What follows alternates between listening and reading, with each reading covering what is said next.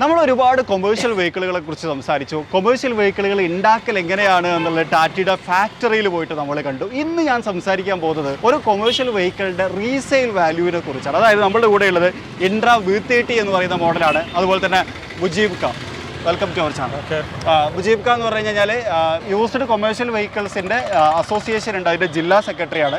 Used vehicles commercial മാത്രമല്ല, എല്ലാം ഉണ്ട്. Okay, right. അപ്പോൾ ഏറ്റവും ആപ്റ്റ് ആയിട്ടുള്ള ഒരാളെയാണ് ഇന്ന് നമുക്ക് കിട്ടിയിട്ടുള്ളത്. മുജീബ് ഖാൻ ഭായ് എന്നാണ് അറിയപ്പെടുന്നത്.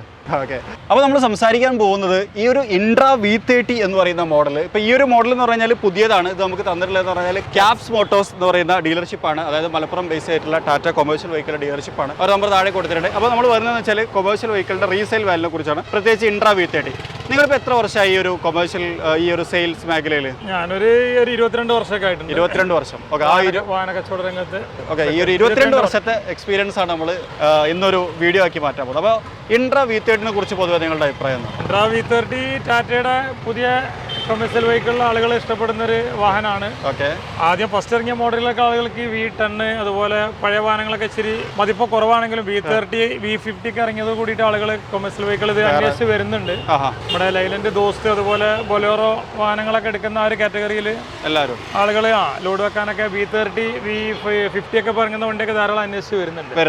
ഒരു കൊമേഴ്ഷ്യൽ വെഹിക്കിൾ സെക്കൻഡ് എടുക്കണം എന്ന് വന്നിട്ട് V30 എടുത്ത് പോകുന്ന ആളുകൾ ഏത് ടൈപ്പ് ഓഫ് ആൾക്കാരാണ് അധികം? അങ്ങനെ ശ്രദ്ധിച്ചിട്ടുണ്ടോ? അവർ ഏകദേശം തന്നെ ഒരു 2-3 കപ്പാസിറ്റി ഉള്ള ലോഡ് ചെയ്യുന്ന ആളുകളാണ് ഈ വാഹനങ്ങളൊക്കെ അന്വേഷിച്ച് വരുന്നത്. ഏകദേശം ഒരു 3 ലോഡ് ചെയ്യുന്ന ആളുകളാണ് വരുന്നത്. അവരിപ്പോ V30 അന്വേഷിച്ച് വരുന്നുണ്ട്. കുഴപ്പമില്ല, നല്ല അഭിപ്രായമൊക്കെ പറയുന്നുണ്ട്.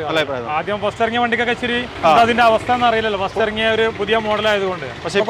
ആളുകള് വരുന്നുണ്ട്, നല്ല അഭിപ്രായം കേട്ടു തുടങ്ങി. നമ്മളെടുത്ത് വെക്കുന്നൊക്കെ ഉണ്ട് വണ്ടി. അപ്പൊ എത്രയാണ് ശരിക്കും പറഞ്ഞാൽ ഒരു സെക്കൻഡ് ലേക്ക് വരുന്ന സമയത്ത് ഒരു ഏകദേശം ആവറേജ് റേഞ്ച് ഒക്കെ എത്ര ഉണ്ടാവും? പ്രൈസ് എന്ന് പറയുമ്പോൾ ഇയറിനനുസരിച്ചാണല്ലോ. 2021 ഇതുപോലത്തെ വണ്ടിയൊക്കെ ഞങ്ങൾ ഏകദേശം ഒരു 6.5-6.5 ലക്ഷം രൂപ. വലിയൊരു ഡിപ്രീസിയേഷൻ ഒന്നും വരുന്നുണ്ട്. നല്ല വണ്ടികളൊക്കെ വലിയ ഡിപ്രീസിയേഷൻ ഒന്നും വരുന്നില്ല. വലിയ റീസെയിൽ മാർക്കറ്റ് ഉണ്ടല്ലോ, ആളുകൾ എടുക്കുന്നുണ്ട്. ഇപ്പോൾ ആളുകൾ അന്വേഷിച്ച് വന്നു തുടങ്ങി, ധാരാളം വെക്കുന്നുണ്ട്.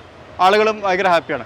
പിന്നെ ഇതിൽ എന്തെങ്കിലും ഇപ്പം റീസെയിലിന് വരുന്ന സമയത്ത് അങ്ങനെ ഭയങ്കരമായിട്ടുള്ള കംപ്ലൈന്റുകൾ എന്തെങ്കിലുമൊക്കെ അങ്ങനെയൊക്കെ കാണാറുണ്ടോ? അങ്ങനെ അല്ല, അതൊക്കെ പൊതുവെ ദോസ് ഇതൊക്കെ വരുന്നത് പോലുള്ള കംപ്ലൈന്റ്സ് ഒക്കെ തന്നെ ആളുകൾ സാധാ കംപ്ലൈന്റുകൾ കംപ്ലൈന്റ് ഒന്നും ഇതിനെപ്പറ്റി പറയുന്നില്ല. ഓക്കെ, കുഴപ്പമില്ല, ആളുകൾ ഇഷ്ടപ്പെടുന്ന വണ്ടിയാണ്. പിന്നെ വേറൊരു കാര്യം ചോദിക്കാമെന്ന് വെച്ച് കഴിഞ്ഞാൽ, ഇപ്പോൾ നിങ്ങളടുത്ത് തന്നെ ആളുകൾ കൊണ്ടുവന്ന് വിൽക്കുന്നുണ്ടാവുമല്ലോ വണ്ടികൾ. അങ്ങനെ കൊണ്ടുവന്ന് വിൽക്കുന്ന ആളുകൾ ഏത് ടൈപ്പ് ഓഫ് ആൾക്കാരാണ്? അതായത് പുതിയ വണ്ടി എടുക്കാൻ ഉദ്ദേശിക്കുന്ന ആളുകളാണോ അതോ കംപ്ലൈന്റ് കൊണ്ട് വിൽക്കുന്നവരാണോ? അങ്ങനെയൊക്കെ ഉണ്ടോ? അങ്ങനെ നോക്കിയിട്ടുണ്ട് എപ്പോഴും?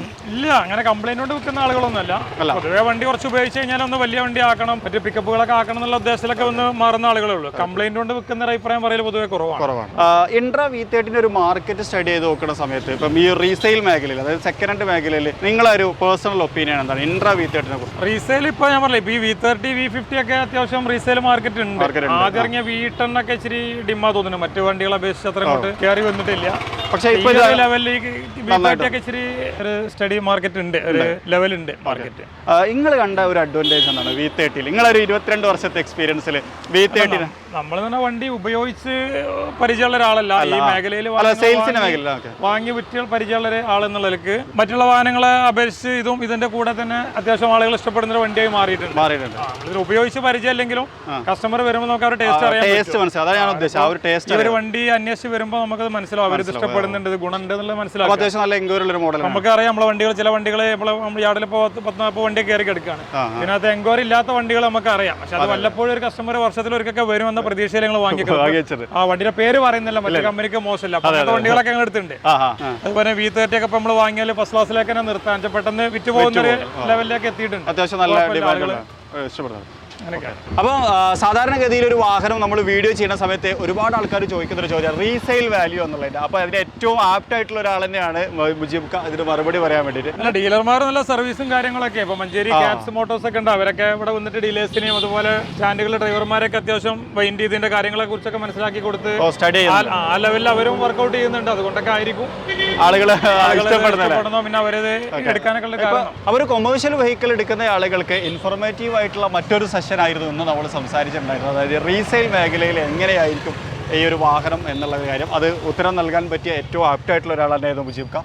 Thank you so much. അദ്ദേഹത്തിൻ്റെ 22 വർഷത്തെ എക്സ്പീരിയൻസ്, അതുപോലെ തന്നെ അദ്ദേഹം മലപ്പുറം ജില്ലയിൽ നടത്തിക്കൊണ്ടിരിക്കുന്ന സെയിൽസ്, അതെല്ലാം വെച്ച് നോക്കുന്ന സമയത്ത് സൂപ്പറാണ്. അപ്പോൾ എന്തായാലും ഇതൊരു വ്യത്യസ്തമായിട്ടുള്ളൊരു വീഡിയോ ആയിരുന്നു. ജസ്റ്റ് ഒരു ഇൻഫോർമേറ്റീവ് ടോക്സ് മാത്രം. ഇതിൻ്റെ ഒരു മാർക്കറ്റ് വാല്യൂ അറിയുക എന്നുള്ള ഉദ്ദേശത്തിൻ്റെ പുറത്ത് നടത്തിയ ഒരു ചെറിയ സർവേ പോലെ ഇതിനെ കണ്ടാൽ മതി. അത് ഈ ഒരു വീഡിയോ ഇഷ്ടപ്പെട്ടെങ്കിൽ ലൈക്ക് ചെയ്യാൻ മറക്കരുത്. അതുപോലെ ചാനൽ ആദ്യമായിട്ട് കാണുന്ന സുഹൃത്തുക്കളുണ്ട്, ഇതിനെ സബ്സ്ക്രൈബ് ചെയ്യാൻ മറക്കരുത്. Special thanks to Mujeeb Khan.